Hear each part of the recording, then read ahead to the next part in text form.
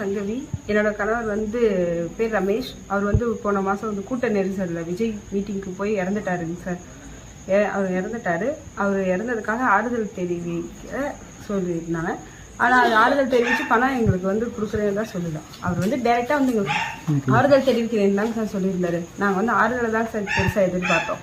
எங்களுக்கு வந்து பணம் பெருசு கிடையாது. நாங்கள் இந்த மாதிரி கூட்டத்துக்கு இன்னைக்கு போகலை. அவங்க கூப்பிட்டுருந்தாங்க, நாங்கள் போகலை.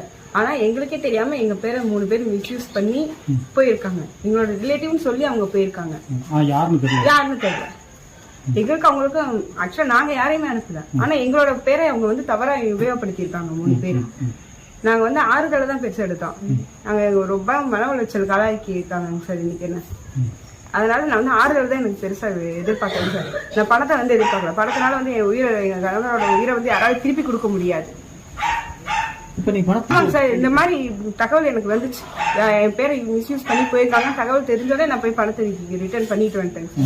பேங்க்ல 20 லட்சம் பணம் போட்டிருந்தாங்க. ஆனா வந்து அவர் நேர்ல வந்து எங்களுக்கு ஆறுதல் தெரிவிச்சு போடுறதான் முதல்ல சொல்லியிருந்தாங்க. அதனால நாங்க அதை பெருசா எடுத்துக்கல. ஆனா 20 லட்சம் பணம் போட்டப்ப சொல்லவும் இல்லை, அவங்க போட்டுட்டாங்க. இன்னைக்கு அவர் நேர்ல வருவாருன்னு எதிர்பார்த்தா அவர் வரல. எங்களை சொல்லியிருந்தாங்க நாங்க வந்து நேர்ல வரணும். நாங்களாம் போக விருப்பம் இல்லை. எந்த கூட்டத்துக்கு போய் தான் என் கணவர் இறந்துட்டாரு சார். மறுபடியும் எந்த கூட்டத்துக்கும் நாங்க போகல. எனக்கு வந்து 20 லட்சம் ரூபாய் பணம் வேணாம்னு சொல்லி திருப்பி அனுப்பிட்டேங்க சார். நான் பேங்க் மூலியமா ஆர்டிஜிஎஸ் பண்ணி நான் லெட்டர் இன்ஃபார்ம் பண்ணி கொடுத்து என் விருப்பம் எல்லாம் போட்டிருக்காங்கன்னு சொல்லி நான் திரும்பி மேனேஜருக்கு லெட்டர் கொடுத்து ரிட்டர்ன் பண்ணிட்டேங்க சார். இப்ப நீ போய் சந்திச்சது நீங்க என்ன கருதுறீங்க? இப்ப இத்தனை நாள் ஆச்சு.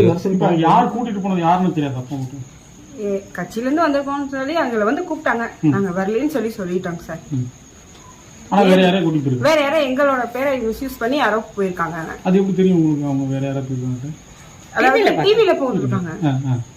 யார் யார் குடும்பத்தை வந்திருக்காங்கன்னு சொல்லி டிவில போட்டிருக்காங்க. அந்த ரிலேட்டிவ் வந்து எங்களுக்கு தெரிஞ்சவங்க தான், போனவங்க தான். ஆனா அவங்களுக்கு எங்களுக்கு ஃபேமிலி இஷ்யூஸ் இருக்கு.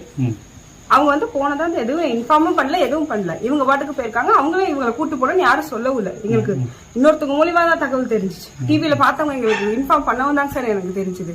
இல்லைன்னா தெரிஞ்சிருக்காது. அவங்க போனது எனக்கு இன்னைக்கு மதியானம் தான் தெரியும். இந்த மாதிரி அவங்க அங்க போயிருக்காங்க அப்படின்னு. எங்களோட பர்மிஷன் இல்லாம எங்க பேரை வந்து தப்பா உபயோகப்படுத்தி எங்களை ரொம்ப மன உளைச்சலுக்கு ஆளாக்கி இருக்காங்க சார். ஒண்ணு இவங்க போக சொல்லிருக்கோம். எங்க கணவரோட அப்பா இருக்காரு, அவரோட அண்ணா எல்லாம் நாங்க இங்கதான் இருக்கோம். ஆனா எங்களுக்கே தெரியாம எங்க பேரை உபயோகப்படுத்திருக்காங்க தவறான முறையில. அதுதான் சார் என்ன மன உளைச்சலுக்கு ஆளாக்கிட்டாங்க. நான் வரலைங்கிறப்ப அந்த தெரியாம 3 பேர் எப்படி சார் போனாங்க? எனக்கே அது தெரியாது இல்லைங்க சார். எனக்கு மீறி அவங்க எப்படி போறாங்க? ஒண்ணு அவங்களால இன்ஃபார்ம் பண்ணிருக்கணும். இந்த மாதிரி உங்களை